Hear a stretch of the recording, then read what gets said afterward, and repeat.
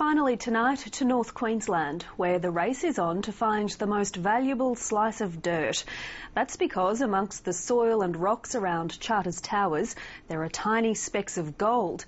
And with the price of the precious metal skyrocketing in recent years, these specks are worth the effort. Josh Bavis reports. Along this dusty North Queensland road, a tip truck hauls what looks like worthless rocks. But it's not just tons of chalky rubble. Inside each load are extremely valuable particles of gold. So valuable that it's worth running this entire mill around the clock for only a few tiny specks per load. We've now got large mechanised mining equipment. We can take lower grade material, we can mine material from much greater depths now.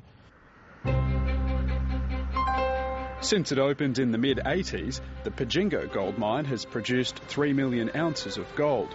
But it's never seen growth like today. Like other mines near Charters Towers, it's experiencing one of its largest expansions since opening. Charters Towers does have some of the most prospective gold territory in Australia. It's very well placed. There are good companies there who know what they're doing, and they just need that price to stay where it's at. The price of gold is currently fetching nearly $1,400 an ounce, nearly 5 times what it was worth 10 years ago. The mine's owners are taking advantage of this soaring price by doubling annual production. And to keep up with the pressure, staff numbers are following suit. We employ just over 200 people here, and a good proportion of those come from Charters Towers or the region around Charters Towers, which provides knock-on business into the community as well. Producers say the days of finding large nuggets of gold are over. Collecting fine particles is now viable thanks to new chemical extraction.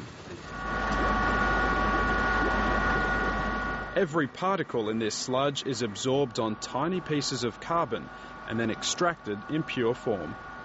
The cutting-edge technology is a world away from the Wild West days of the 1800s. And then inside of here, once this was cooled down, they'd extract a nice piece of gold for you. It's here in the heart of Charters Towers where some of the first gold bars from Queensland were produced, most of it thanks to steam power.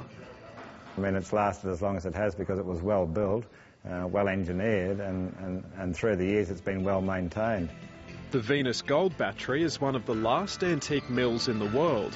Incredibly, it can still be used today.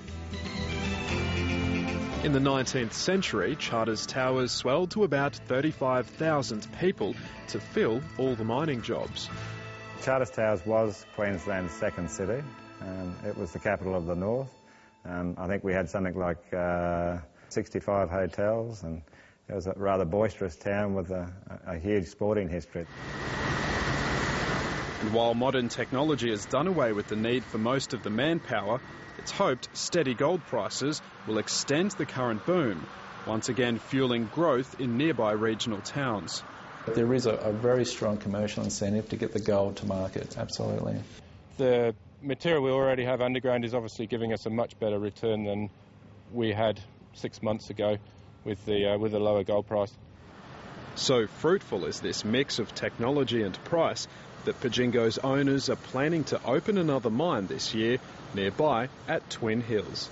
I think you've got very, very strong demand there for it, and I think that's mainly because governments are still demanding it as a store of value or a store of currency.